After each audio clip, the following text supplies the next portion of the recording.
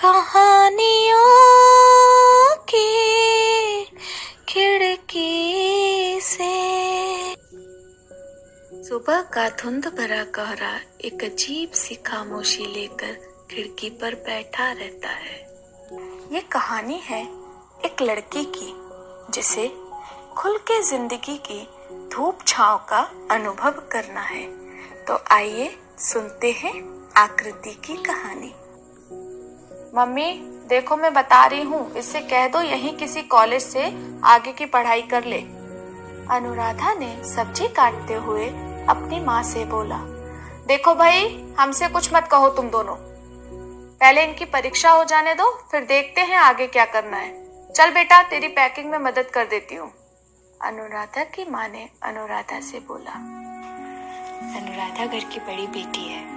वह स्वयं हॉस्टल में अपनी LLB की पढ़ाई पूरी कर रही है। कुछ समय के लिए घर आई हुई है। जमाना चाहे कोई भी हो, छोटे भाई बहन को अक्सर अपने बड़े भाई बहन के अनुसार रहना पड़ता है। जैसे कपड़े छोटे हो जाने पर छोटे भाई बहन को दे दिए जाते थे, किताबें, फोन, साइकिल, खिलौने और भी न जाने क्या क्या। आकृति अपने कमरे में किताबों के पन्नों को पलट रही थी कि तभी, ओए छुटंकी, ऐसा तो निकाल लिया तुमने 12th।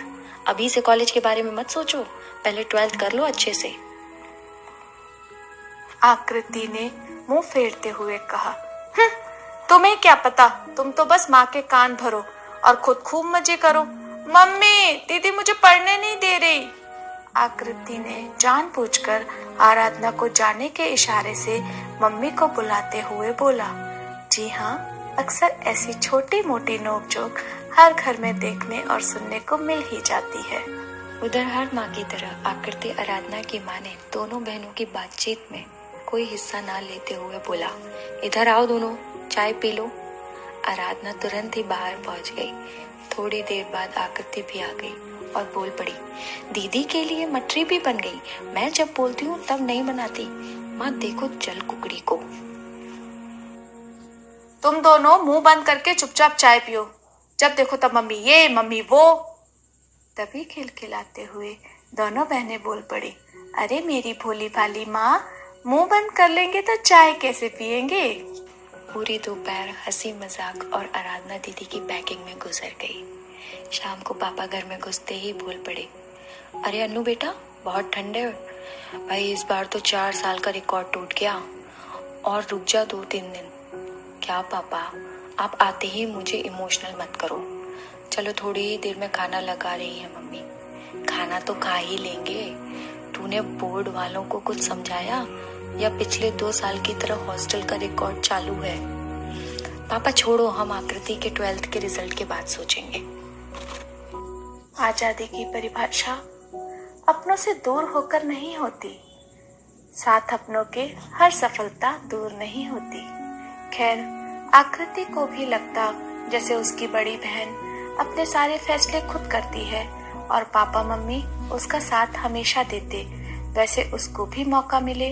खाना खाकर आकृति देर रात तक पढ़ाई करती रही और न जाने कब सो गई।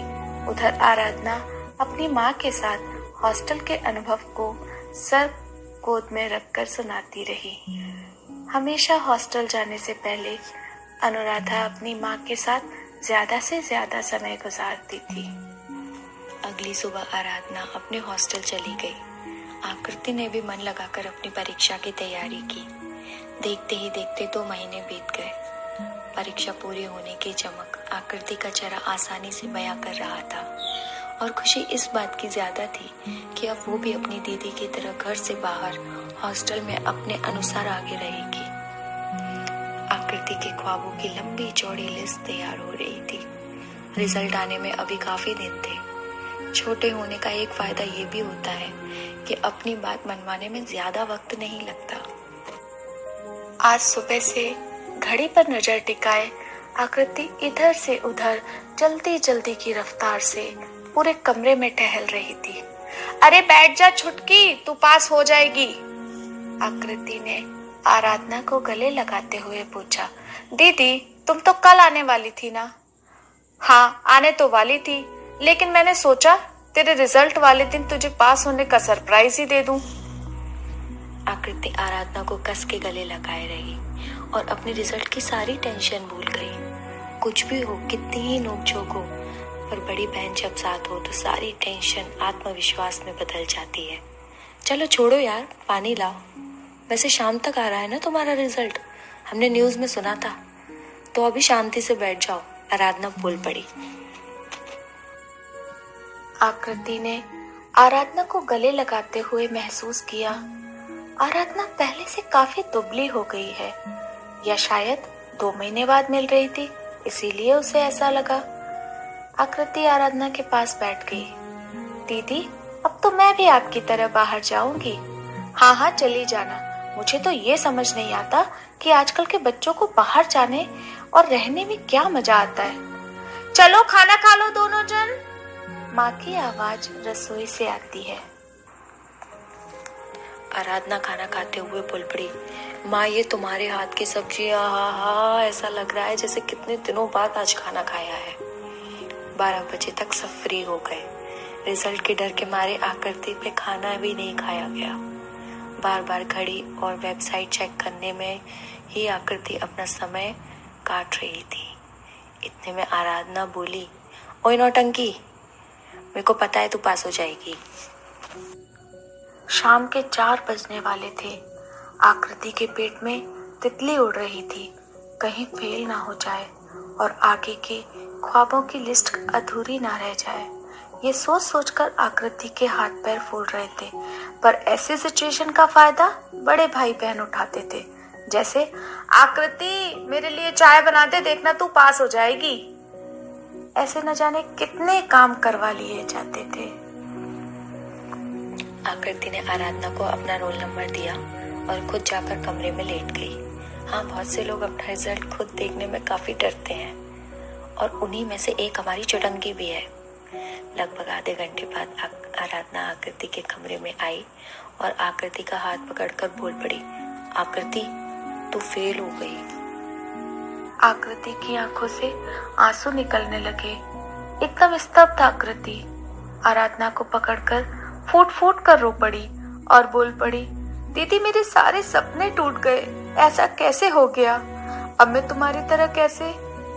आकृति अपना वाक्य पूरा करती कि आराधना थोड़ी ऊंची आवाज में बोली, बस हो जाओ शुरू, मैं हॉस्टल में नहीं रह पाऊंगी। मेरे को भी तुम्हारी तरह घूमना है, अपने फैसले लेने हैं। चुटंकी, तुम्हें आगे की फिक्र नहीं है, घूमना मजे करने की फिक्र है। तुम्हें पता है कितना बुरा लगता है अपनों से दूर रहना, लोगों पर विश्वास करना और फिर धोखा खाना, तब पापा की, और जब हर रात भूख लगे तो माँ की कितनी याद आती है। हॉस्टल में रहना मजबूरी ही होती है, आजादी का मतलब अपनों से दूर जाना नहीं है। आकृति को जैसे अंदर तक झकझोर गई थी आराधना की बातें। आकृति ने आराधना को इतना चिल्लाते हुए कभी नहीं सुना था, मानो दिल से उसे अपनों की कद्र सिखा रही हो। तभी आवाज आई, सुन रही हो आकृति? आकृति, अरे डर के मारे सो गई क्या? आकृति? आराधना की आवाज से आकृति की झपकी टूटी। आवाज सुनाई दी, आकृति तू पास हो गई, मेरी चुटंकी अब तो हॉस्टल पक्का। क्यों? आकृति ने आराधना और मम्मी को गले लगा के बोला, दीदी तुम जहाँ से बोलोगी ना वहीं से कॉलेज करूंगी। अगर आपको ये कहानी पसंद आई तो खिड़की चैनल को लाइक करना ना भूलें, सब्सक्राइब करें